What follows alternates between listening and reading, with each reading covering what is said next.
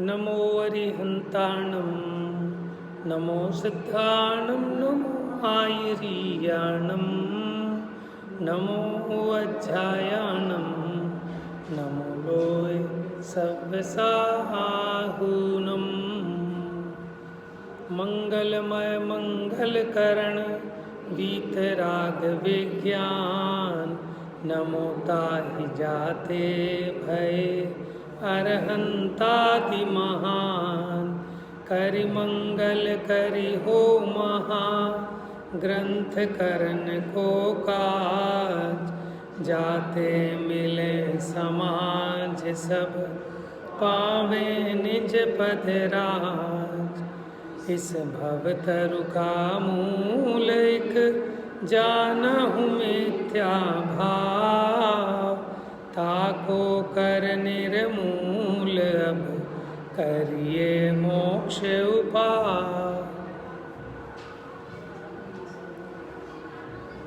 मोक्ष मार्ग प्रकाशक ग्रंथाधिराज पंडित टोडरमल जी की अलौकिक रचना है। इसमें हमारा थोड़ा सा हमने विषय बीच बीच में से लेना प्रारंभ किया था। तो अपने ये कार्यक्रम से पहले हमने यहाँ देखा था चरणान योग का प्रयोजन, चरणान योग की व्याख्यान की पद्धति, चरणान योग के ग्रंथों में कथन शैली कैसी है ताकि हम उसका सही अर्थ ग्रहण कर सकें। क्योंकि देखो, किसी भी धर्म करने के इच्छुक जीव को अगर धर्म करना है, माने आपसे कोई पूछे कि भाई मुझे धर्म करना है, आप कहाँ से उपदेश देंगे उसे? आप उपदेश सबसे पहले ये देंगे, भैया आप मंदिर आया करो। सबसे प्रथम उपदेश यही होगा पहला। क्योंकि अभी आप ये नहीं कह सकते कि भाई अपने को जानो, क्योंकि पहले मंदिर आए, उसके बाद उसकी पात्रता को देखते हुए उसको उपदेश आदि की पात्रता बनती है। दूसरा है कि वस्तु के यथार्थ स्वरूप का निरूपण द्रव्यान योग में किया गया है। किसमें? वैसे तो चारों में ही वस्तु के स्वरूप का निरूपण है, लेकिन द्रव्यान योग में एकदम डायरेक्ट साक्षात आत्मा परमात्मा की चर्चा, भेद विज्ञान की चर्चा, माने वह परमार्थ स्वरूप का निरूपण है। वस्तु की स्वतंत्रता कि एक द्रव्य दूसरे द्रव्य का कर्ता नहीं है।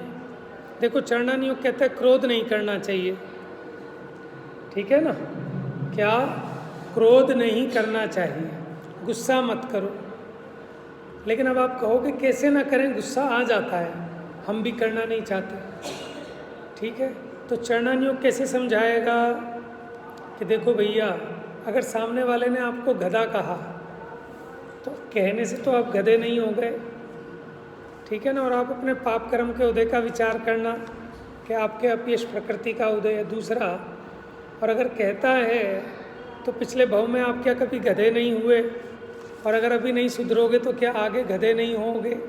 तो इस प्रकार से वो जीव को उपदेश देकर ताकि इसकी कषाएं थोड़ी घटे। लेकिन द्रव्यान योग से अगर पूछेंगे तो वो पारमार्थिक चर्चा करेगा कि भैया जो क्रोध है ये आत्मा का स्वभाव नहीं है, ये विभाव है। लेकिन क्रोध की उत्पत्ति क्यों होती है? क्रोध की उत्पत्ति तब होती है जब हम वस्तु के स्वतंत्र परिणमन को नहीं समझते। अभी बताएंगे। जब हम वस्तु के स्वतंत्र परिणमन को नहीं समझते और हमें ऐसा लगता है कि मेरे करने से कार्य होता है, इसने खराब कर दिया, इसने भला कर दिया। और जब उसको वस्तु के स्वरूप की खबर लग जाए कि एक द्रव्य दूसरे द्रव्य का कुछ भी कर ही नहीं सकता, तो हमें जो गुस्सा आता था वो इसीलिए तो आता था कि इसने काम खराब कर दिया। जब हमें समझ में आएगा बेचारा चाह कर भी कुछ कर ही नहीं सकता, तो हमें गुस्सा कैसे आएगा? आप 5 साल के बच्चे को फैक्ट्री में बैठा दो अपनी कि बेटा आज 10 लाख रुपए का प्रॉफिट कमा के दिखाना है तुझे, ठीक है? और बच्चे ने नुकसान कर दिया, आपको गुस्सा आएगा क्या उस पर? गुस्सा नहीं आएगा, क्योंकि हमको पता है कि ये बेचारा कुछ नहीं कर सकता, इसके हाथ में ही नहीं है कुछ करना। समझ में? जैसे हमें बच्चे पे गुस्सा नहीं आता। अब छोटा सा बच्चा हो, वो कई बार बड़ी बड़ी गलतियां भी कर देता है, लेकिन हमें गुस्सा नहीं आता। क्यों? क्योंकि हमें पता है कि इसके हाथ में कुछ नहीं है। ऐसे ही जब आपको ये समझ में आ जाएगा कि कि कोई भी एक द्रव्य किसी दूसरे द्रव्य का भला बुरा कर ही नहीं सकता। ठीक है, आपने कहा आज मेरी दाढ़ में दर्द है, थोड़ी रोटी मुलायम मुलायम सेक देना। अब रोटी सिक गई केड़ी केड़ी, तो आपको गुस्सा आएगा कि नहीं आएगा बताओ? गुस्सा आएगा कि नहीं आएगा? हैं? क्यों नहीं आएगा? बिल्कुल आना चाहिए। जब पहले कह दिया कि हमारे दांत में दर्द है, थोड़ी मुलायम मुलायम सेक देना, तो भैया तुम ये तो विचार करो कि वो महिला रोटी की करता है क्या? वो तो विकल्प करती है सेकने का। ठीक है ना, उसने मुलायम का विकल्प भी किया, लेकिन अगर आज रोटी की योग्यता ही कैड़ा बनने की है तो उसमें उस बेचारी के हाथ में है ही नहीं। तुम अपने को भी परद्रव्य का करता देखते हो और दूसरे जीव को भी अन्य पदार्थ का करता देखते हो, तो आपको गुस्सा आता है। लेकिन अगर आपके दिमाग में ये बात 16 आने सेट बैठ गई कि ना तो मैं परद्रव्य का करता, ना कोई अन्य पर पदार्थ किसी अन्य पर पदार्थ का करता, वस्तु का परिणमन स्वतंत्र है, उसकी योग्यता के अधीन है, तब आपको कषाय उत्पन्न नहीं होगी। समझ में आया ना? तो द्रव्यानुयोग ऐसी पारमार्थिक वस्तु स्वतंत्रता बताकर ये जीवों को सुखी कर देता है। लेकिन द्रव्यानुयोग में ऐसे कथन बहुत हैं कि जो बड़े विरोधी प्रतीत होते हैं। तो द्रव्यानुयोग के उपदेश को किस रीति से ग्रहण करना, कैसे पढ़ना, माने उसको सुनने की, समझने की क्या तहजीब है, समझ में आया? तो वो स्वरूप यहाँ 8वें अधिकार के आधार से थोड़ा सा चर्चा करना है। ठीक है, देखिए पेज नंबर निकालिए आप, 270 बल्कि 271 271।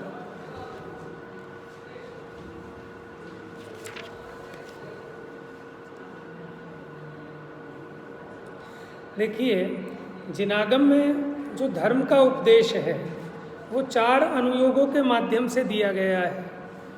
उसमें अपना जो द्रव्यानुयोग है उसमें 6 द्रव्य, 7 तत्व, 9 पदार्थ, भेद विज्ञान, ठीक है ना, वस्तु स्वतंत्रता, इसकी चर्चा है। देखिए 271 पर द्रव्यानुयोग का प्रयोजन, कि जो द्रव्यानुयोग है उसके माध्यम से आचार्य देव क्या अपना प्रयोजन सिद्ध कराना चाहते हैं? द्रव्यानुयोग के उपदेश का क्या प्रयोजन है, क्या आवश्यकता है? देखिए थोड़ा जल्दी जल्दी लेंगे, 1-2 क्लासों में हमें पूरा करना है इसको। 271 नंबर पेज, द्रव्यानुयोग का प्रयोजन।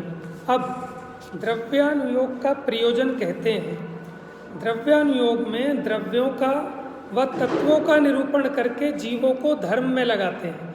देखो चारों अनुयोगों का प्रयोजन जीवों को धर्म में लगाना है, ठीक है ना, लेकिन चारों की स्टाइल अलग अलग है। देखो एक बार एक बच्चा अपनी मम्मी के साथ जा रहा था मार्केट, अब रास्ते में गिर गया, चोट लग गई और ज़ोर ज़ोर से रोने लगा। ठीक है, अब मम्मी ने उसे समझाया, क्या समझाया कि तू तो मेरा शेर बेटा है, तुझे तो कहीं चोट नहीं लगी, तू काहे को रोता है। ये स्टाइल है द्रव्यानुयोग की। द्रव्यानुयोग क्या कहता है कि तुम तो भगवान हो, ठीक है, तुम में राग आदि का प्रवेश ही नहीं है, तो तुम राग क्यों करते हो। तो इतना अगर समझ जाए तो वो रागादि भावों को छोड़कर अपने स्वभाव में आए। जैसे कोई बच्चा है ना, नहाता नहीं है, सुबह उठ के आलस करता है, तो मम्मी क्या कहती है कि तू तो मेरा राजा बाबू है ना, अच्छा जल्दी से नहा धो के तैयार हो जा। तो वो ये प्रश्न नहीं करता कि जब मैं राजा बाबू हूँ तो मुझे नहाने की क्या ज़रूरत है, जब मैं बिना नहाए राजा बाबू हूँ तो मुझे नहाने की क्या ज़रूरत है, ऐसा प्रश्न नहीं करता। अपितु माँ के ऐसे वचन को सुनकर तुरंत उसका पुरुषार्थ जागृत होता है और वो दौड़कर फटाफट नहा धोकर तैयार हो जाता है। तो द्रव्यानुयोग की स्टाइल ऐसी है कि इसके स्वभाव को दिखाकर इसके पुरुषार्थ को जगाया जाता है। ठीक है, अब उस बच्चे को समझाया कि बेटा तू तो शेर बेटा है ना, शेर के कभी चोट लगती है कि नहीं लगती, या तो वो ऐसे ठीक हो जाए। अब ऐसे भी चुप नहीं हुआ तो उसको समझाते, देख बेटा तूने अपनी दीदी को धक्का दिया था ना एक दिन, ऐसे ही रास्ते में चलते चलते, उसके चोट लगी थी। अब ये उसी का फल है कि आज तू भी, तेरे भी ऐसी चोट लग गई। ये कौन से अनुयोग का कथन हो गया? करणानुयोग का, कि जहाँ ये जीव के परिणामों का फल कर्म आदि के माध्यम से समझाया गया है। समझाना तो जीव के ही परिणामों को है, कर्म को नहीं समझाना, लेकिन कर्मों की तरफ से जीव के परिणाम को समझाते हैं, क्योंकि जीव के परिणाम सूक्ष्म है, कर्म से भी सूक्ष्म है। कर्म देखो हमारे इंद्रिय गम्य नहीं है कर्म, ठीक है, और आत्मा भी इंद्रिय गम्य नहीं है, लेकिन आत्मा अरूपी है और कर्म रूपी है। रूपी होने के बाद भी वो अपने मति श्रुत ज्ञान का विषय तो नहीं है, अवधि ज्ञान का विषय तो है, लेकिन आत्मा अवधि ज्ञान का भी विषय नहीं है। वो तो केवल ज्ञान में उसके द्रव्य गुण पर्याय जानने में आएंगे, लेकिन मति श्रुत ज्ञान में उस आत्मा की प्रतीति हो सकती है, उसका स्वसंवेदन हो सकता है, ठीक है। अच्छा, अब अगर इतने पर भी बच्चा चुप नहीं हुआ तो उसको समझाते हैं कि तू इतने से में रो रहा है, वो तेरी छोटी सी गुड़िया सी बहन है, वो तो कल नाले में ही गिर गई थी और वो तो बिल्कुल भी नहीं रोई, ठीक है। तो अब ये कौन से अनुयोग का कथन हो गया? प्रथमानुयोग का। कह रहे तो तुमरे जिए कौन दुख है, कि देखो मुनि सुकमाल पर कैसे कैसे कष्ट आए, सुकोशल मुनि को देखो सियालनी भक्षण कर गई, तो तुम्हारे कौन सा दर्द हो रहा है। तो ऐसे प्रथमानुयोग की स्टाइल, और उतने पर भी नहीं समझे कि बेटा देखो तुम्हें जो चोट लगी है वो तुम्हारी गलती है, तुम मुंह ऊपर करके चल रहे थे, ठीक है ना, तो कैसे चलना चाहिए? नीचे देख के चलना चाहिए। अब आगे से ध्यान रखना, नीचे जमीन देख के चलना। कौन से अनुयोग का कथन हो गया? चरणानुयोग। बात समझ में आ गई? लेकिन चारों का प्रयोजन एक है कि उस बच्चे का रुदन बंद कराना, उसके दुख को कम करना, मेटना। ऐसे चारों अनुयोग जीवों को धर्म में लगाकर सुखी करने का प्रयोजन रखते हैं, लेकिन चारों अनुयोगों की समझाने की स्टाइल अलग अलग है। अगर वो स्टाइल हमने नहीं समझी तो हम उसके उपदेश का सही स्वरूप ग्रहण नहीं कर पाएंगे। देखो जैसे छोटा बच्चा भी होता है ना, अपनी माँ की स्टाइल समझता है। क्या कि बच्चे से सामान मंगाया और बच्चा सामान लेके आ गया, परचूने का सामान, कि ये लो मम्मी साबुन, तेल, सरफ, सोडा, कहाँ रख दूँ? अब मम्मी काम कर रही है, बिजी है, कि मेरे सर पे रख दे, तो रख देता है वो बच्चा मम्मी के सिर पे। क्यों? अब वो मम्मी के कथन की स्टाइल समझता है, ठीक है ना, वो समझ रहा है मम्मी अब किस स्टाइल में कह रही है, तो वो चुपचाप ले जाकर बाथरूम में जमा देता है कि साबुन कहाँ रखना है, सरफ कहाँ रखना है, ठीक है। कभी उसने पूछा कि मम्मी कुछ खाना है, कुछ है क्या? हाँ रखे हैं लड्डू तेरे बाप ने लाके, तो चुपचाप बैठ जाता है। समझ में आ रहा है कह क्या रहे हैं और वो समझ क्या रहा है? बात समझ में आ रही है? तो ऐसी समय सार जी में कहा कि ज्ञानी के भोग निर्जरा के हेतु हैं। अच्छा, तो ज्ञानी के भोग निर्जरा के हेतु मतलब जितने भोग भोगेगा उतने कर्मों की निर्जरा होगी। तो इससे बढ़िया बात क्या होगी कि और क्या चाहिए?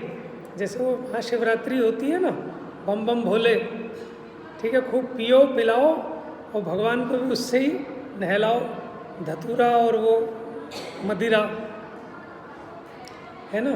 तो ऐसे जैसे अन्य लोगों ने अपने अपने प्रयोजन की, अपने विषय भोगों की सिद्धि कर लेते हैं धर्म की आड़ में, तो उसी प्रकार इसको तो बड़ा अच्छा उपदेश लगेगा फिर ये वाला कि हमें तो फिर द्रव्य नहीं होगी, सुनाओ कि कुछ नहीं करना, कुछ नहीं धरना, बस मैं शुद्ध हूँ ऐसा जान लेना। तो ये समझना जरूरी है कि द्रव्यानुयोग के ग्रंथों में जो ऐसा उपदेश दिया, उस उपदेश की स्टाइल क्या है।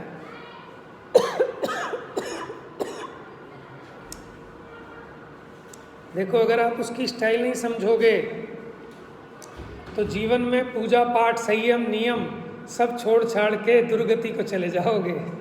समझ में आया? और आपको एक बात बताऊं, आप जैसे कहते हो ना समय सार और द्रव्यानुयोगरम अध्यात्म और मुमुक्षु, अगर आप सांख्य मत का उपदेश सुन लोगे ना तो आप कहोगे ये तो कोई बहुत पूछे हुए संत हैं, ये तो बहुत महान चीज़ है। समझ में, जिस शुद्ध से भी शुद्ध सिद्ध कर देंगे कि जीव ने तो आज तक कभी कुछ किया ही नहीं। बात तो सच्ची है, लेकिन उसकी अपेक्षा को बराबर पकड़ना।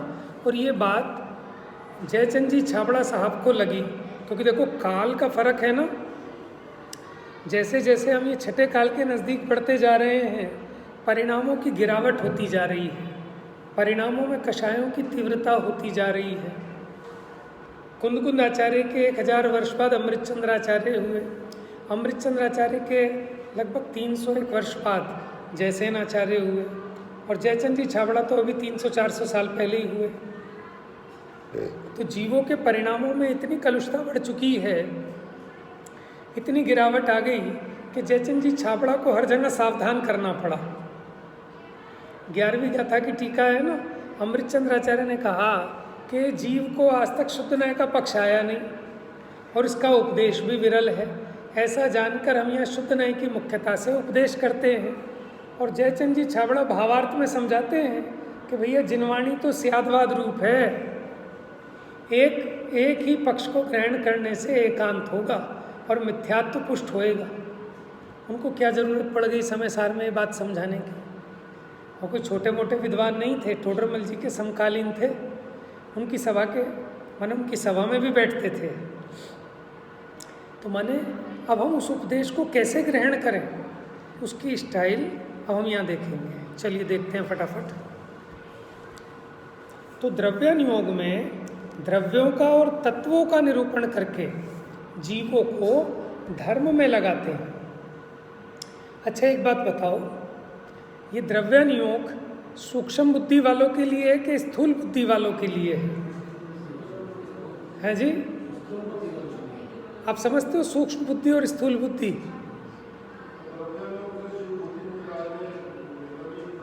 हाँ, इसमें ज़्यादा सूक्ष्म बुद्धि नहीं चाहिए।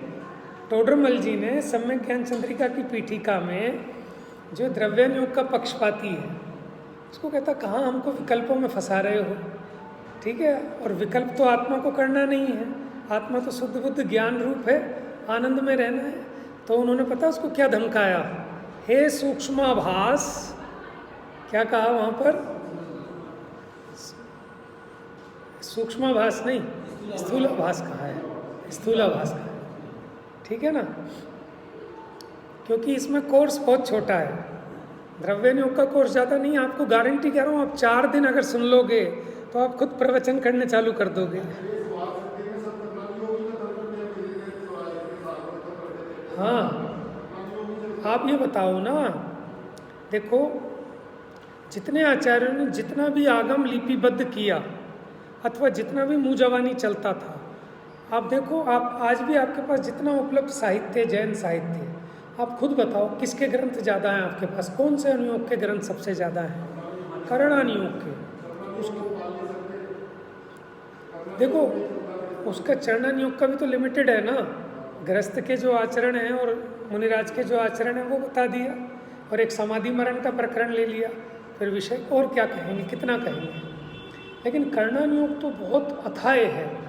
आप देखो कुंदकुंद आचार्य माने जिनके हम दीवाने हैं, उन्होंने षटखंडागम के 3 खंडों पर एक बहुत विशाल टीका लिखी थी।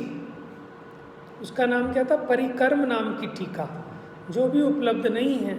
अगर हम ऐसा कहते हैं कि करणानुयोग तो बेकार में टाइम खराब करना है, बौद्धिक व्यायाम है, अगर आप एकांत ऐसा समझते हैं तो आप इनडायरेक्टली, ठीक है ना, जितने आचार्यों ने करणानुयोग लिखे हैं उन सब की माने विरोध कर रहे हैं। बात समझ में आ रही है? हाँ हाँ, देखो बनारसी दास जी भ्रष्ट हो गए थे। क्या कहा था उन्होंने? करनी का रस मिट गयो, भयो ना आत्म स्वाद, भई बनारसी की दशा जथा ऊँट को पाद। कि ऊँट का जो पैर है वो किसी मतलब का नहीं है, ठीक है।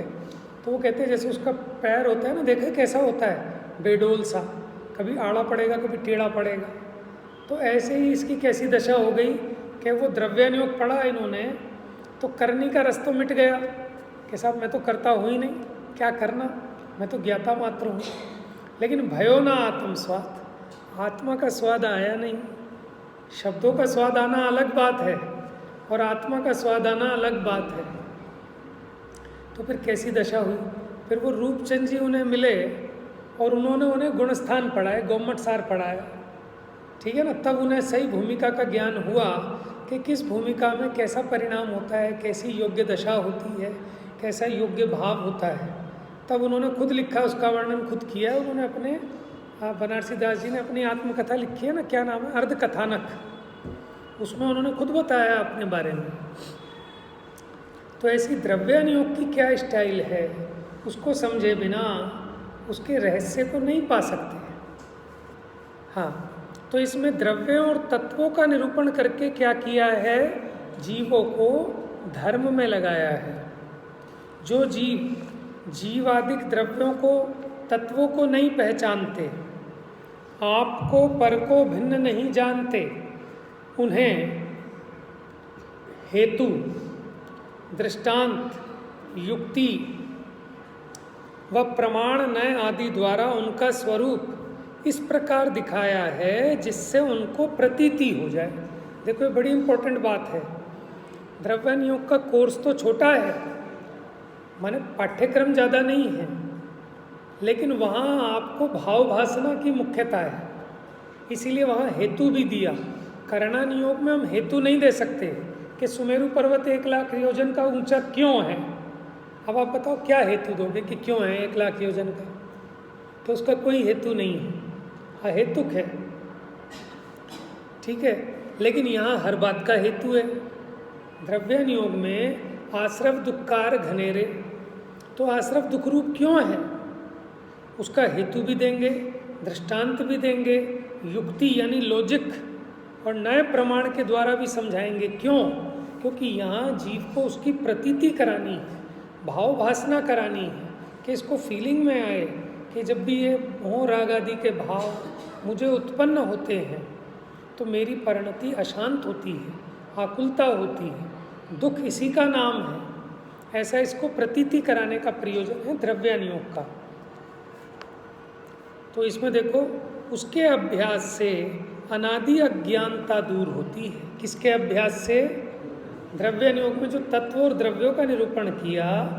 देखो, द्रव्यों का निरूपण क्या है कि 6 द्रव्यों की स्वतंत्रता दिखाने के लिए, और हर एक द्रव्य द्रव्य गुण पर्यायमयी है, उसमें अपने परिणमन की पूरी शक्ति है, उसे कुछ नहीं चाहिए। ये जो माइक है ना, ये नए से पुराना होता है, सही चले खराब चले, इसे किसी की हेल्प की ज़रूरत नहीं है। इस शरीर को, ठीक है, जैसा चलना है, इसमें मेरे सोचने की ज़रूरत नहीं है, इसकी स्वतंत्र योग्यता है। तो जब आप 6 द्रव्यों का स्वरूप समझते हो तब आपको समझ में आता है कि 6 द्रव्य स्वतंत्र हैं। और 7 तत्वों का स्वरूप समझने पर आपको ये समझ में आता है कि दुख रूप भाव कौन से हैं, सुख रूप भाव कौन से हैं। दुख रूप भावों को त्यागना, सुख रूप भावों को प्रकट करना, ठीक है ना। तो ये चर्चा तत्वों के माध्यम से की गई है। अन्य मत कल्पित तत्वादिक झूठ भाषित हों तब जिनमत की प्रतीति हो। और देखो, द्रव्यानुयोग में ही परमत खंडन स्वमत मंडन की भी बात है। आप कहोगे कहाँ है, आप ध्यान से पढ़ो, समय सार जी में ही दूसरी गाथा की टीका में, ठीक है, वो मीमांसक का, नैयायिक का, सबका निराकरण कर रहे हैं एक एक शब्द से। और जहाँ वो पहला कलश लिखा, नमा समय साराय स्वानुभूत्या चकासते चित स्वभावाय भावाय सर्वभावांत रक्षिदे। अब एक एक विशेषण से एक एक मत को उखाड़ फेंका, ठीक है ना। जैसे सांख्य मत वाला जो मानता है उसका निराकरण करने के लिए हमने यहाँ एक विशेषण दिया है, नैयायिक का खंडन करने के लिए दूसरा विशेषण दिया। कोई मत वाले ऐसे हैं जो कहते हैं कि आप पर को तो जान सकते हो लेकिन स्वयं को नहीं जान सकते, तो उन्होंने वहाँ विशेषण दे दिया स्वानुभूत्या चकासते, ठीक है ना। कोई चेतना स्वभावी नहीं मानते, ये आत्मा को चेतना का संयोग हुआ समवाय संबंध मानते हैं, तो उनका खंडन कर दिया चित स्वभावाय कहकर, ठीक है ना। ऐसी भावाय सत्ता स्वरूप कहकर तो द्रव्यान योग में अन्य मतों के खंडन की, ठीक है ना, और अपने मत के मंडन की भी अपेक्षा होती है। तो तब जिन मत की प्रतीति हो और उनके भाव को पहचानने का अभ्यास रखे तो शीघ्र ही तत्व ज्ञान की प्राप्ति हो जाए। तत्व ज्ञान क्या है कि इसको आपा पर का भेद विज्ञान हो जाए। मैं कौन हूँ, अभी तक देह को अपना स्वरूप मानता था, अब उस चेतना में इसका अपनापना आ जाए, ठीक है ना, ये है तत्व ज्ञान की प्राप्ति हो जाए। अच्छा देखो, ये तो वो थे कि जिनको अभी जीव अजीव आदि का कोई ज्ञान नहीं है, तथा जिनके तत्व ज्ञान हुआ हो वे जीव द्रव्यान योग का अभ्यास करें तो उन्हें अपने श्रद्धान के अनुसार ये सर्व कथन प्रतिभासित होते हैं। पहला था कि जिनको जीव अजीव आदि का भेद ज्ञान नहीं है तो उनको पढ़ाएं समझाएं तो उनको तत्व ज्ञान की प्राप्ति होती है। और जो तत्वज्ञानी है पहले से ही, तो अगर उनको पढ़ाएंगे तो उनको ये सारा का सारा कथन है अपने श्रद्धान के अनुसार प्रतिभासित होता है। जैसे किसी ने कोई विद्या सीख ली, अब अगर उस विद्या का अभ्यास करता रहे तो वो याद रहती है, और अभ्यास ना करे तो भूल जाता है। इस प्रकार इसको तत्व ज्ञान हुआ, और अब उसके प्रतिपादक द्रव्यान योग का अभ्यास करता रहे तो वो तत्व ज्ञान बना रहता है, ना करे तो भूल जाता है। अथवा संक्षेप से तत्व ज्ञान हुआ था वो नाना युक्ति हेतु दृष्टांत आदि द्वारा स्पष्ट हो जाए तो उसमें शिथिलता नहीं होती, उसके श्रद्धान की मजबूती रहती है। तथा इस अभ्यास से रागादि घटने से शीघ्र मोक्ष सदता है। ये अंडरलाइन करने वाली बात है। क्या द्रव्यान योग के अभ्यास से क्या लिखा, रागादि घटने से शीघ्र मोक्ष सदता है। तो द्रव्यान योग का अभ्यास करने पर रागादि घटने चाहिए कि बढ़ने चाहिए, और अगर बढ़ रहे हैं तो इसका मतलब हमने उसके उपदेश का स्वरूप भली प्रकार ग्रहण नहीं किया। तो पैमाना है, ठीक है ना, थर्मामीटर है कि थर्मामीटर में आपने देखा बुखार कुछ उतर रहा है तब तो कहोगे कि हाँ औषधि का कुछ लाभ आ रहा है। देखो वो है ना, सुपने में राजपद पाया उठ मूरख रुदन मचाया। समझ में है?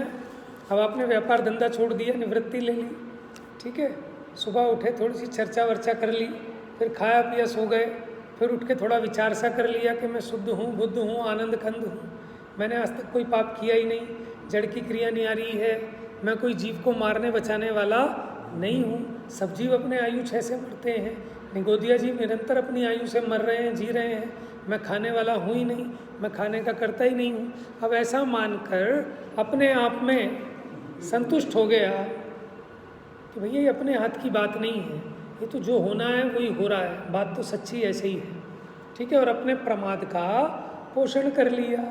अब बाहर में पुण्य का उदय है तो दोनों टाइम की रोटी भी मिल जाती है, काम धंधे पे जाना नहीं पड़ता, तो उसको कैसा भासित होता है कि खा पी के मस्त एकदम। जैसे सपने में कोई विचार करे या सपना आए कि मैं राजा बन गया, तो मज़ा आता है कि नहीं आता? पूरा बराबर मज़ा आता है, ठीक है, अपनी आज्ञा चल रही है, हमने हुक्म दे दिया, ऐसा हो गया वैसा हो गया, ठाट बाट सारे। लेकिन जब सपना टूटता है तो फिर रोने लगता है। तो इस जीव के भी अभी पुण्य का उदय है तो सब बढ़िया बढ़िया लगता है, लेकिन जब जीवन में प्रतिकूलता आती है, पाप का उदय आता है, तब असली परीक्षा होती है तत्व ज्ञान की। बात समझ में आ रही है? तो इसलिए बीच बीच में जो पाप का उदय आता है ना, आप ये समझ लेना कुछ नहीं, जैसे डॉक्टर के जाते हैं ना, सुई लगाता है डॉक्टर, तो कष्ट तो होता है, लेकिन अपने आप जाते हैं ना कि एक पीरियोडिक एग्जामिनेशन ज़रूरी है कि हम स्वस्थ हैं कि नहीं। लोग अपने घर में बीपी की मशीन ला के रखते हैं कि रोज़ पार्क दौड़ लगा के आ रहे हैं, अब 15 दिन हो गए, अब ज़रा चेक करके देखें वेट कुछ कम हुआ कि नहीं, बीपी संतुलन में आया कि नहीं। तो टेस्ट से कोई घबराता है? जल्दी जल्दी टेस्ट कराते हैं। तो ऐसे ही जीवन में जो प्रतिकूलताएं आती हैं, पाप के उदय आते हैं, वो हमारी टेस्टिंग है कि आप जो तत्व ज्ञान का अभ्यास कर रहे हैं कुछ फ़ायदा भी हुआ कि ऐसी टाइम ख़राब कर रहे हो कि डेली आप 5 किलोमीटर पैदल चल के आते हो, पार्क के 5 चक्कर लगाते हो, लेकिन बीपी तो अभी भी कंट्रोल नहीं हुआ। समझ में, वेट तो जरा सा भी लूज़ नहीं हुआ, तो स्ट्रेटेजी चेंज करनी पड़ेगी। बात समझ में आ रही है ना? तो देखो असली परीक्षा तो तभी है, पुण्य के उदय में तो पापी जीव भी मस्त नज़र आता है। ये जो दुबई में शेख बैठे हैं ये भी मस्त रहते हैं, वे बड़े शांत रहते हैं, वे गुस्सा नहीं करते, क्योंकि पुण्य का उदय है ना, अनुकूलता है। तो अनुकूलता में कौन गुस्सा करता है ना? गुस्सा तो प्रतिकूलता में आता है, जब अपनी चलती नहीं। अभी आपने जो कहा वो काम हो गया, तो गुस्सा किसको आएगा? समझ में आया ना? तो इसलिए हम अपनी टेस्टिंग खुद कर लें कि मेरे राग आदि घट रहे हैं कि नहीं घट रहे। आपने कहा था कि आज घिया बनाना और बन गई तोरी, तो अब आप अपने गुस्से को कंट्रोल कर लेते हो कि नहीं कर लेते हो? कितने डिग्री का गुस्सा आपको आ रहा है? पहले सामने वाला आपको कुछ उल्टा बोल जाता था तो आपका कैसे पारा हाई हो जाता था, अब आप थोड़ा सा शांत कर लेते हो कि नहीं कर लेते? मनोज बाबू कुछ नहीं धरा, क्या बिगड़ गया? आप कितनी जल्दी अपने आप को कंट्रोल कर पाते हैं, आप कितना आपका दुख कम हुआ, कितनी आपकी पराधीनता घटी, कितना आपका स्वावलंबन बढ़ा। ठीक है ना? ये टेस्टिंग है आपकी। पहले क्या होता था, इतनी देर में तो आप 2 लगा देते थे, ठीक है ना? अब वो छूट गया, बस मुँह से ही कह के रह जाते हैं। लेकिन अब थोड़ा और आपकी अंदर में गहराई बढ़ी तो मुँह से भी कहने का भाव नहीं आता। क्यों अपनी शांति को खोएं? इसका कुछ नहीं बिगड़ेगा, लेकिन मैंने इससे बहस करनी चालू की तो मेरा दिमाग गर्म हो जाएगा। बात समझ में आएगी? और फिर हम इसके लेवल पे क्यों जाएं? हम तो तत्व ज्ञान पढ़ने वाले हैं ना, तो हम अपनी शांति का घात क्यों करें? बात समझ में आ गई? मानो आपके पास पिस्टल भी है, या चलो पिस्टल वाले आपके पास कमांडो बैठे हैं, ठीक है, और ऐसे ही कोई बेकार में 2 ऐसे शराबी से जा रहे हैं, आपकी गाड़ी रुकवाई, बताऊं तुझे अभी, तो अब आपके ऊपर है, आप अपनी शांति का घात करते हो कि आप जीत लेते हो। ठीक है ना? नहीं तो क्या होता है, जब आदमी के पास 2 कमांडो होते हैं ना, तो आदमी कंट्रोल नहीं करता, फिर कहता पीटो इसे पकड़ के। और एक आदमी कि जो बिल्कुल उनसे डिस्टर्ब नहीं हो, कि अपने पे इसका कोई फ़र्क ही नहीं पड़ना, चलो भैया आगे चलो। वो आपने सुना है ना, वो हाथी पे जा रहा था राजा, तो एक शराबी ने बोला, ओ हाथी वाले, हाथी बेचेगा क्या? तो राजा ने उससे बहसबाजी की क्या? तभी तो वो राजा है। अगर वो बहस पे उतर आए तो काहे का राजा? तो फिर उसमें पता ही नहीं चलेगा। पता नहीं एक बार किसने सुनाया था कि एक बार ना झगड़ा हो गया, अब वो पता ही नहीं चला कि कौन मुनिराज है और कौन गृहस्थी, क्योंकि लड़ाई झगड़े में कपड़े भी फट गए एक दूसरे के। अच्छा, धोबी का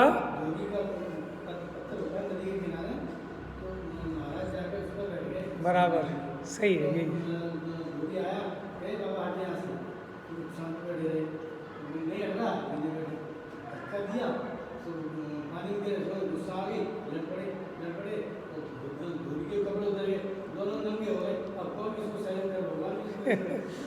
समाज वाले भी किसकी हेल्प करें, क्योंकि दोनों ही नंगे हैं। बात समझ में आ रही है? वही कथानक था धोबी वाला, कि वो महाराज उसी पत्थर पे आके बैठते थे और उसी पे धोबी आके अपने कपड़े धोता था। एक दिन हो गई उनकी जुतम जुता, अब दोनों एक जैसे, अब कौन किसे बचा, कौन महाराज और कौन धोबी? तो मैं वही कह रहा हूँ, अगर राजा भी उस शराबी के लेवल पे उतर आए तो फिर शराबी में और राजा में क्या डिफरेंस है? ठीक है ना?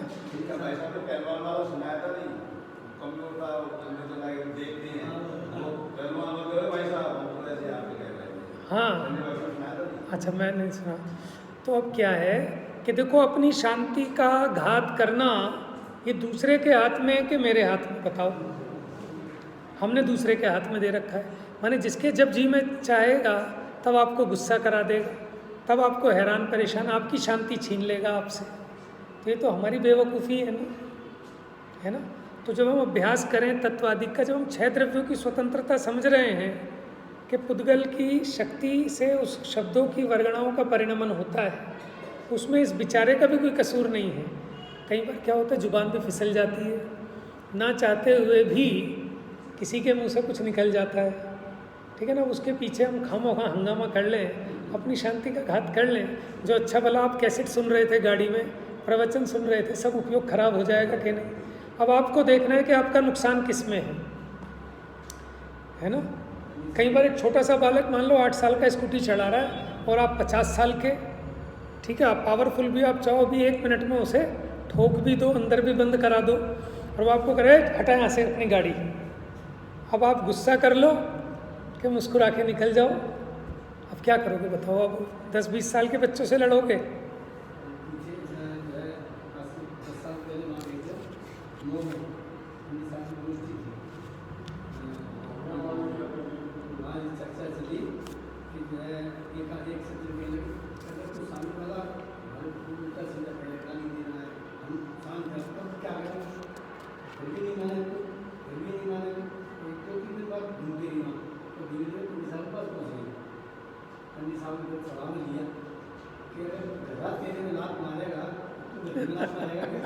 सही बात है भाई, बच के अपने को साइड हटना पड़ेगा, वो कोई उपाय नहीं। हम कितना उलझेंगे, कदम कदम पे ऐसे संयोग मिलेंगे आपको।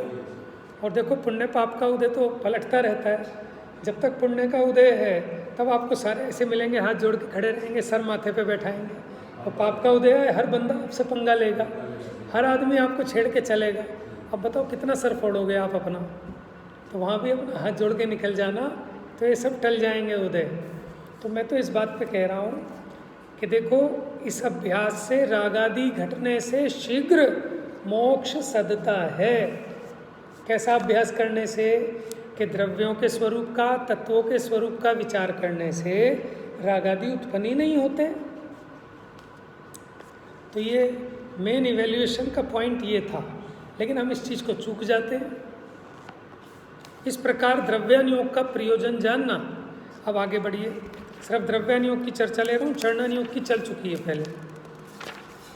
अब इसके व्याख्यान का विधान, ठीक है, इसके व्याख्यान का क्या स्वरूप है, क्या विधि है, द्रव्यानुयोग में उपदेश कैसे दिया गया है।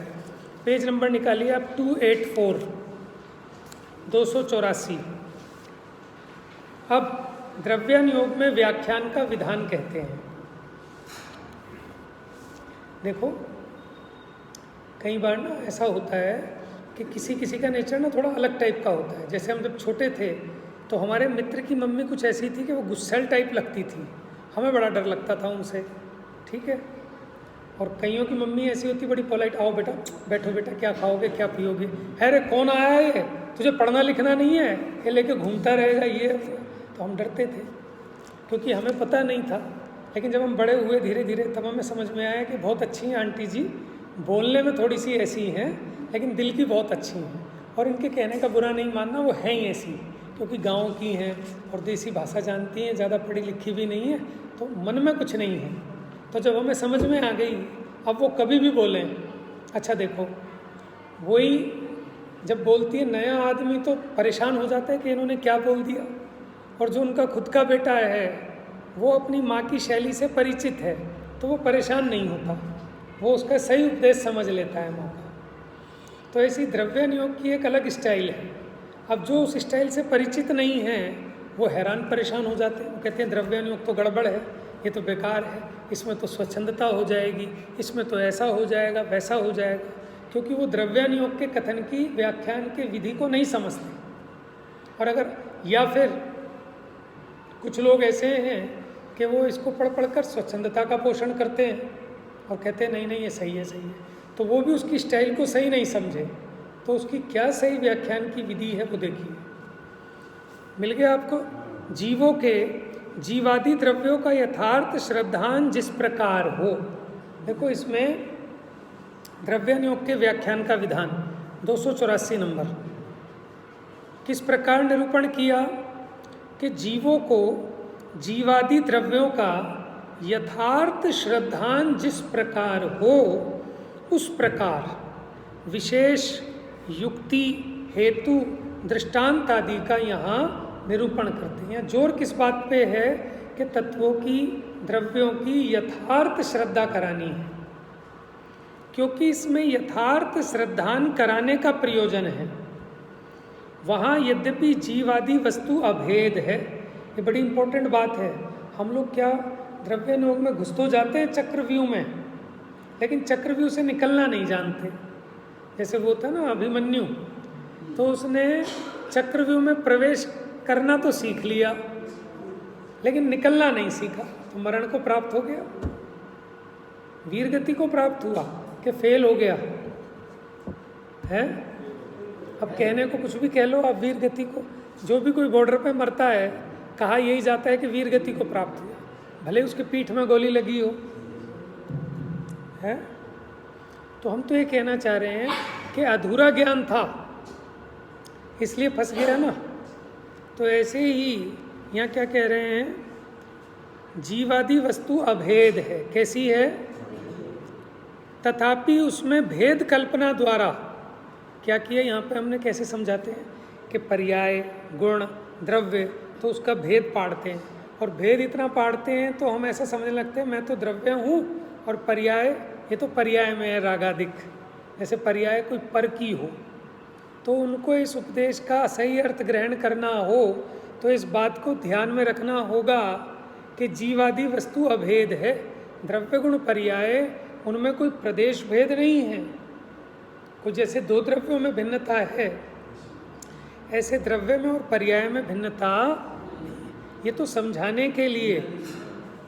और देखो उनमें भेद कल्पना द्वारा व्यवहार से, क्या लिखा है, द्रव्य गुण पर्याय आदि के भेदों का निरूपण करते हैं। उसमें जो हमने द्रव्य गुण पर्याय का भेद किया, भेद करे सो व्यवहार, व्यवहार न्यायों की परिभाषा में ना भेद और उपचार, ये व्यवहार न्याय की प्रकृति है, भेद करना और उपचार करना। ठीक है। अब देखो पंडित टोडरमल जी लिख रहे हैं और इनके लिए अब आपको किसी प्रमाण की आवश्यकता नहीं है, क्योंकि ये तो खुद ही एक एक चीज़ का इतना एनालिसिस करके इतनी स्पष्टता कर देते हैं हेतु से, युक्ति से, दृष्टांत से। तो इस बात को याद रखना आप, क्या जीवादि वस्तु अभेद है, उनमें भेद कल्पना द्वारा व्यवहार से द्रव्य गुण पर्याय आदि के भेदों का निरूपण करते हैं। अब आप समझना, जब आप ऐसा कहते हो कि पर्याय से मैं भिन्न हूँ, मैं द्रव्य हूँ, ये पर्याय है, ये भाई साहब व्यवहार न्याय का कथन हो गया, क्योंकि आपने एक अखंड द्रव्य में द्रव्य गुण पर्याय का भेद करके कथन किया। निश्चय न्याय के कथन में भेद गौण होते हैं।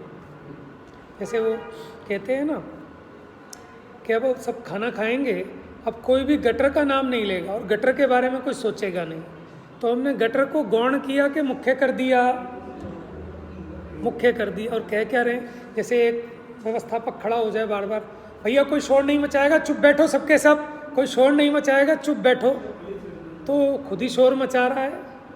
बात समझ में? अब सब ऐसे ही करने लगे कि मैं तो चुप करा रहा हूँ, मैं तो बैठा रहा हूँ सबको। तो यहाँ से जो होंगे पंडित जी कहेंगे पहले आप बैठ जाओ।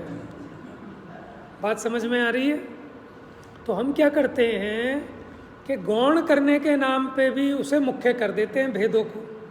क्या कहते हैं, मैं पर्याय से भिन्न हूँ, मैं इससे भिन्न हूँ, मैं उससे भिन्न हूँ। तो आपकी दृष्टि में मुख्य तो ये सब हो रहे हैं, गौण कहाँ हुए? बात समझ में आ रही है?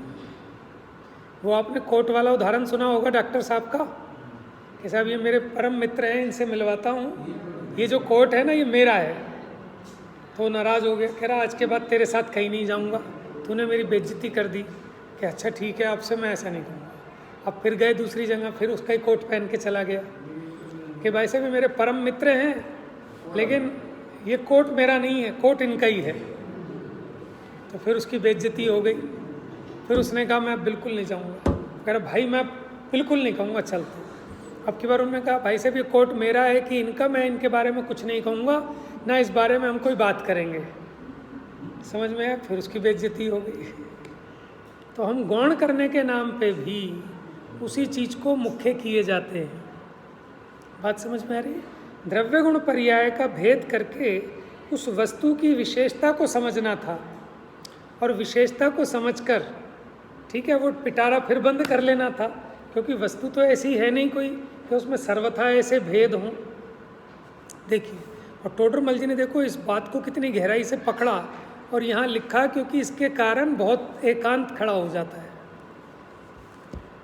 तो पहला एक विशेषता ये बताई कि वस्तु अभेद है, लेकिन फिर भी व्यवहार न्याय से समझाने के लिए उनमें भेद कल्पना से द्रव्य गुण पर्याय के भेदों का निरूपण करते हैं, तथा प्रतीति कराने के अर्थ अनेक युक्तियों द्वारा उपदेश देते हैं।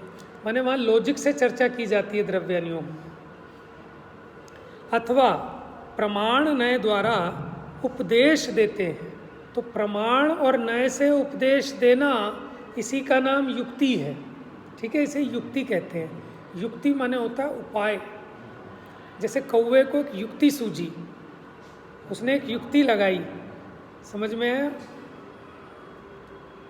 तथा वस्तु के अनुमान प्रत्यभिज्ञान आदि कराने को हेतु दृष्टांत आदि देते हैं। कोई चीज़ आपके प्रत्यक्ष नहीं है, अब समझानी है तो उसके लिए हमें दृष्टांत देना पड़ेगा, हेतु बताना पड़ेगा।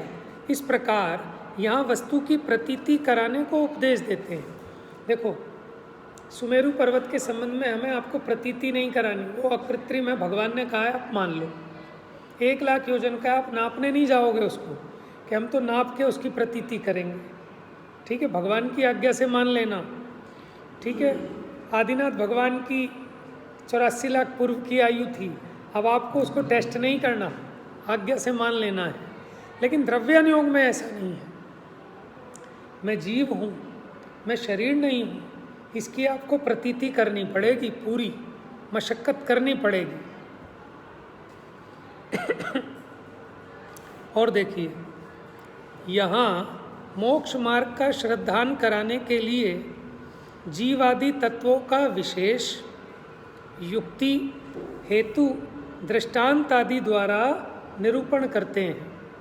वहाँ स्व पर भेद विज्ञान आदि जिस प्रकार हों, उस प्रकार जीव अजीव का निर्णय। देखो आप तत्वार सूत्र में जीव के कैसा स्वरूप का निरूपण किया कि संसारिणो मुक्ताश्च, कि जीव 2 प्रकार के होते हैं, संसारी और मुक्त। फिर संसारिणस त्रस स्थावरः, कि संसारी जीव त्रस और स्थावर के भेद से 2 प्रकार के हैं। आश्रव के 57 भेद होते हैं। लेकिन इस प्रकार की चर्चा समय सार में नहीं की। वहाँ क्या प्रयोजन है? वहाँ प्रयोजन क्या है कि स्व पर भेद विज्ञान जिस प्रकार हो, जिस प्रकार रागादिक मिटे, इस प्रकार वहाँ निरूपण किया है। उसकी स्टाइल समझना आप। अब आप ढूंढने लगो समय सार में तो ऐसे भेद नहीं गिनाए जीव के, अजीव के उस प्रकार के भेद तो नहीं गिनाए, तो वहाँ उस प्रकार की चर्चा आपको मिलने वाली नहीं है। तथा वीतराग भाव जिस प्रकार हों, उस प्रकार आश्रवादी का स्वरूप बतलाते हैं। माने वीतराग भाव हो, माने ये जीव रागादि भावों को छोड़े, उस प्रकार आश्रवादी का निरूपण किया। आश्रव का निरूपण क्यों किया? अच्छा आप ये बताओ, आत्मा में राग होता है कि नहीं होता? आत्मा में राग होता है कि नहीं होता? ऐसे सामूहिक उत्तर नहीं, मैं पूछूंगा आप, ठीक है, घबराना नहीं। देखो हमें तो अपना आपस में चर्चा करके, ठीक है ना, क्योंकि देखो द्रव्यानुयोग में प्रयोजन सिर्फ इन्फॉर्मेशन नहीं है, यहाँ युक्ति लगानी है, ठीक है ना, दृष्टांत आदि लगाकर ये निर्णय करना है सही और गलत का, हे और उपादेय का। हाँ,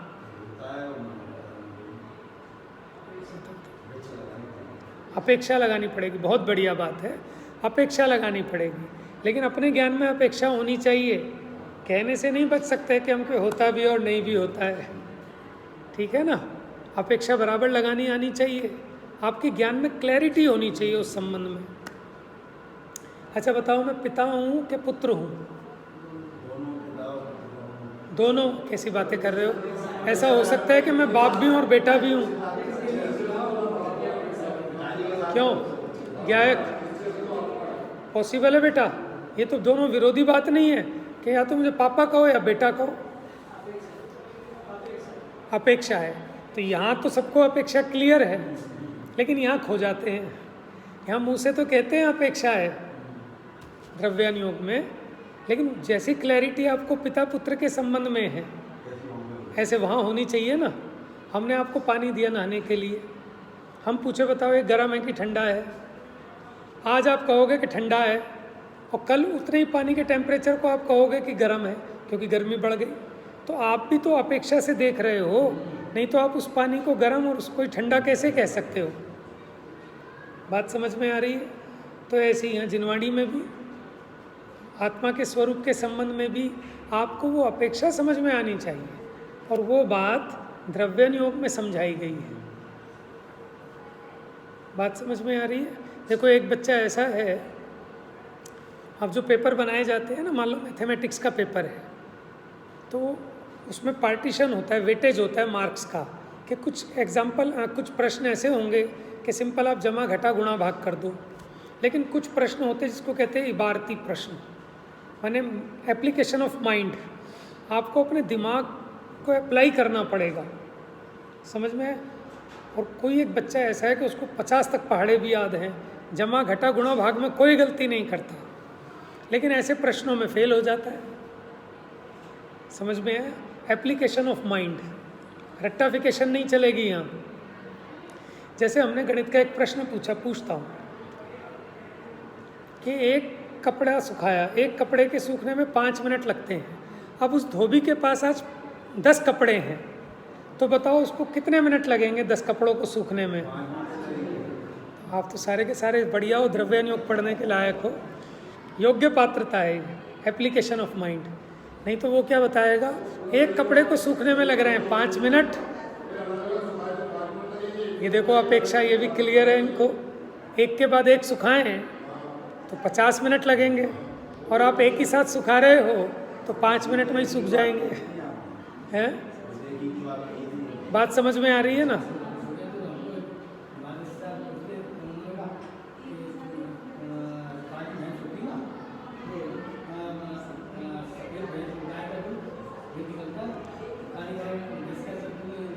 कैसा निकलेगा?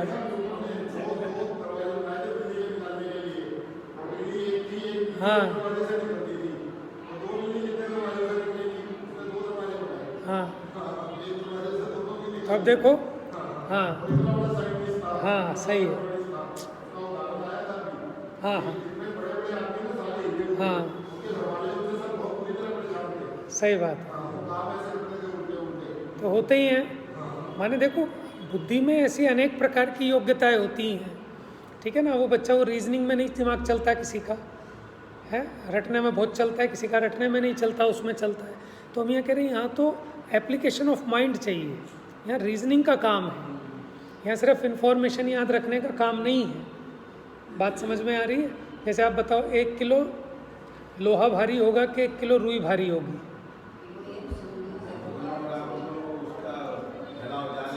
ठीक है, ये बच्चे गलती कर देते हैं इस प्रश्न में।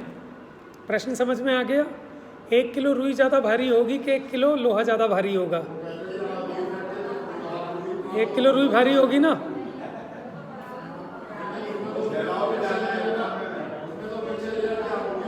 अरे जब मैं कह ही रहा हूँ दोनों 1 किलो कह रहा हूँ, जब मैं दोनों ही 1 किलो कह रहा हूँ तो भारी कहाँ से होगी? दोनों समान होंगी, लेकिन ये गड़बड़ हो जाती है। हाँ समझ में?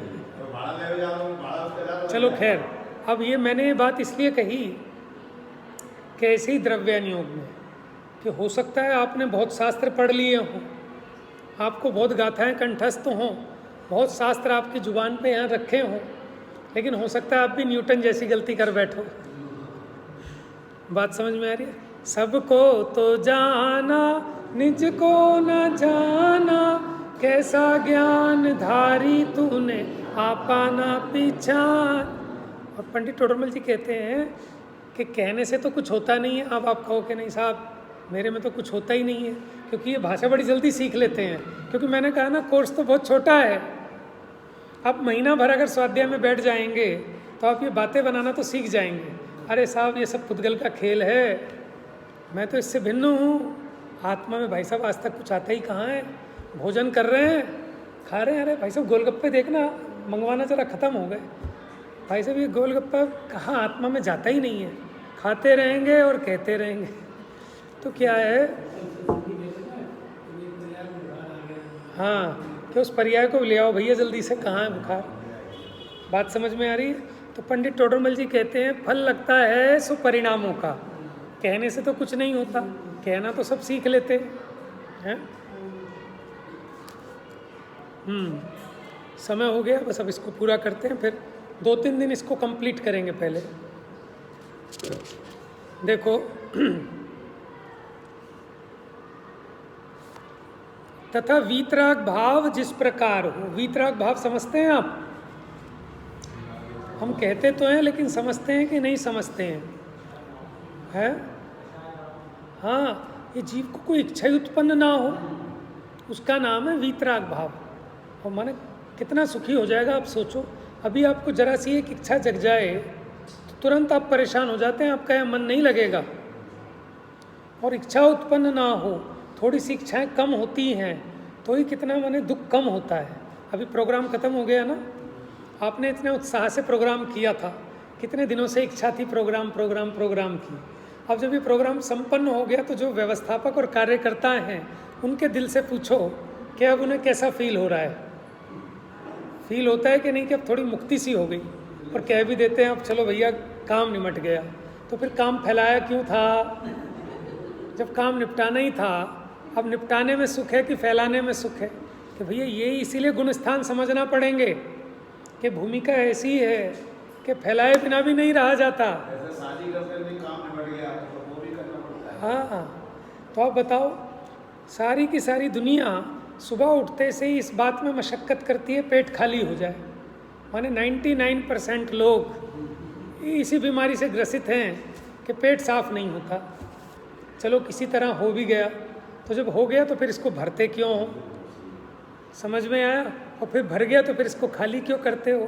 कि भई इसका स्वरूप ऐसा ही है कि इसको भरना भी पड़ेगा, खाली भी करना पड़ेगा। जब तक ऐसी ये जीव की अभी राग की भूमिका है तो इसमें काम फैलाता भी है, फिर समेटता भी है और फिर कान भी पकड़ता है। क्या वो कहते हैं ना, जान बची सो लाखों पाए लौट के बुद्धू। ऐसे ही चलता है इसकी दशा में, क्योंकि अपनी रागादि परिणति को खटकती है रागादि परिणति विकारी। विश्वास है शीघ्र ये भी मिटेगी, स्वभाव के सन्मुख इसका भरोसा भी है, लेकिन फिर रहा नहीं जाता तो कुछ ना कुछ रागादि का उपक्रम करता है। वो भी तीव्र रागादि से बचने के लिए। किस लिए? तीव्र रागादि से बचने के लिए मंद राग के कार्यों में प्रवर्तता है, लेकिन फिर भी उसको भी भला नहीं जानता, क्योंकि राग तो आग है, जरा सी भी आग वो जलाने का ही काम करती है। थोड़ा भी राग आकुलतादायक ही है, भला नहीं है। इसलिए यहाँ कह रहे हैं कि वीतराग भाव जिस प्रकार हो उस प्रकार आश्रयवादी का स्वरूप बतलाते हैं। और वहाँ मुख्य रूप से ज्ञान वैराग्य के कारण जो आत्मानुभवन आदिक हैं उनकी महिमा गाते हैं। द्रव्यन योग में ज्ञान और वैराग्य का कारण है आत्मानुभवन, इसलिए आत्मानुभवन की महिमा गाई है। तो जो आत्मानुभवी होगा वो अकेला ज्ञानी होगा कि वैरागी भी होगा? ये ज्ञान और वैराग्य का जोड़ा है। कलश लिखा है निर्जराधिकार में ही है शायद, सम्यक दृष्टे नियतम भवति ज्ञान वैराग्य शक्ति, कि दोनों का जोड़ा है। जो ज्ञानी होता है वही वैरागी होता है। अज्ञानी का वैराग्य वैराग्य नहीं है, वो तो रुंधी हुई कषाय है। जैसे रुई में आग लपेट ली तो ऐसे अज्ञानी का वैराग्य छलावा है, समझ में थोड़ी देर का है। और ज्ञानी का वैराग्य वो सच्चा है, सुखदायक है। शेष चर्चा कर। जा वाणी के ज्ञान से